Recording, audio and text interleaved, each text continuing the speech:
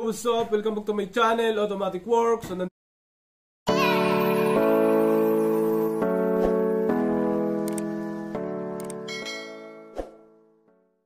on yung akala ko yung i-start. Okay, hindi. Yun, Automatic Works. May customer tayong Grand i10. Hyundai Grand i10. Siguro nasa 15 to, year model. So, nag-scan tayo. Automatic yan, pero wala siyang P. Oh. Walang letter P doon. Pero may check engine.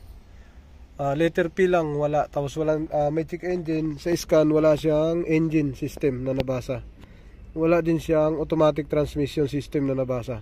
So ang na-reading niya 1, 2, 3, 4, 5 system lang. Malalaman natin mamaya kung ilan ang lalabas niyan. So troubleshoot natin muna to. Tingnan natin yung fuse, relay, socket, lahat doon sa engine section. Start natin. So walang indicator nito. Yan, dapat may ilaw yan dyan, P. Tapos selector, pag ilipat natin sa R, may R and D. Wala. Okay, start natin. Lost communication to pagka ganito. So, lost com, ito, no com na talaga. Kasi wala nang nakalagay dito. So, ibig sabihin, no communication na talaga siya. Start natin. Start. Yun, umandar pa. Umandar siya, no? Yan, no? Paka natin yung revolution. Umaandar. So, napansin nyo, umaandar. Wala pa ring P, nakailaw ang check engine, pero umaandar. Yung RPM hindi tumataas. Lipat natin sa R, aalog yan. Bug, umalog.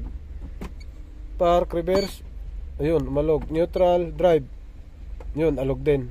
So halos may alog siya lahat. Ang init dito, baka sa init to ng panahon. So tingnan natin, off natin to. Tingnan natin yung fuse tsaka relay. So pinakamalalim BCM o di kaya ECU, TCM, tingnan natin. Sana nandun yung sira. Off. Yo mga sir, ito, tingnan natin yung fuse and relay. Ito dito. Ayan, yung mga fuse and relay niya. Iipit natin maigi. Ito. Kaya pwedeng tingnan talaga maigi isa-isa.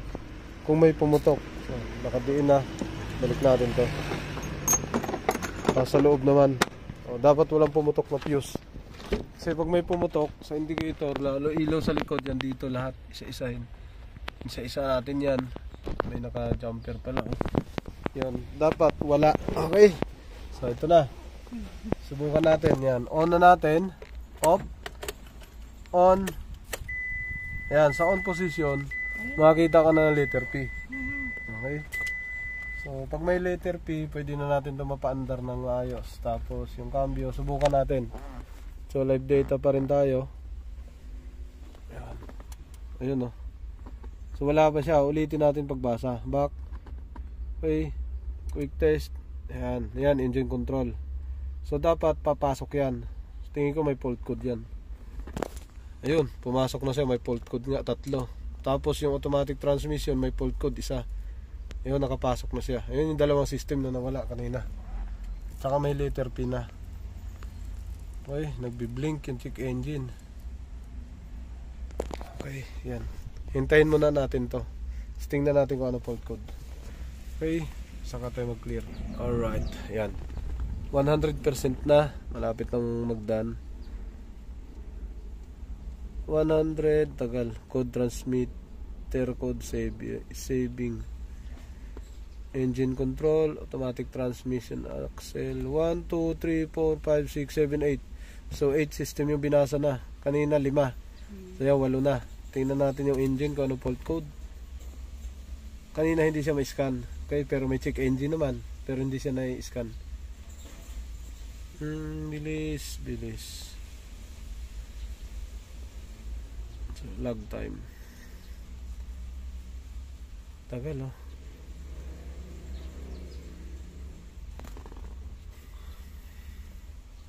Yun, trouble code, read DTC, yan, o. Lost communication with TCM, CAN high, CAN communication error with cluster, high speed CAN communication bus off. Yan yung mga fault code niya, mga sir. Okay, 3. So i-clear lang naman natin yan. Dito, ilan? Ano kaya? P0748 o ano?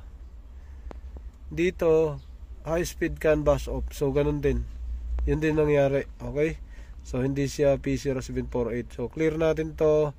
Pati steering meron kasi sabi nila, sabi ng may-ari, matigas daw manibela tapos nagbi-blink. umiilaw yung EPS. May fault code, clear natin. Yes. Yung maiiwan, yun yung pinakamatigas na fault code. Doon tayo magto-troubleshoot. So, pag na-clear siya lahat, pwede natin i-test drive. Yan, engine, clear na, okay na siya. Okay, lahat ng green, okay yan. Lahat ng pula, fault code found. 8, siyam, dumami. 8 lang to. Code. Siyam, 100. Okay, pwede tayo mag-start. Start tayo. Yan. Start natin. Yun, umandar. Tumaas na RPM. Nawala na check engine. Rev. Alright. Okay. So, reverse natin. Reverse. Okay. Neutral. Drive. 1, 2. Reverse. Park. Okay. Alright. So, malambot na manibela. So, kanina hindi siya maiikot. Okay. Tapos ito mga sir, test drive muna. Kung on yung, akala ko yung start. i-start. Okay, hindi. Yun, automatic works. May customer tayong Grand i10. Hyundai Grand i10. Siguro nasa 15 to, year model. So, nag-scan tayo. Automatic yan, pero wala siyang P. Walang letter P doon. Pero may check engine. Letter P lang wala, tapos walang may check engine. Sa scan wala siyang engine system na nabasa, wala din siyang automatic transmission system na nabasa. So ang na-reading niya 1, 2, 3, 4, 5 system lang. Malalaman natin mamaya kung ilan ang lalabas niyan. So troubleshoot natin muna to. Tingnan natin yung fuse, relay, socket, lahat doon sa engine section. Start natin. So walang indicator nito. Ayan, dapat may ilaw yan dyan, P. Tapos selector, pag ilipat natin sa R, may R and D. Wala. Okay, start natin. Lost communication to pagka ganito. So, lost com, ito, no com na talaga. Kasi wala nang nakalagay dito. So, ibig sabihin, no communication na talaga siya. Start natin. Start. Yun, umandar pa. Umandar siya, no? Yan, no? Paka natin yung revolution.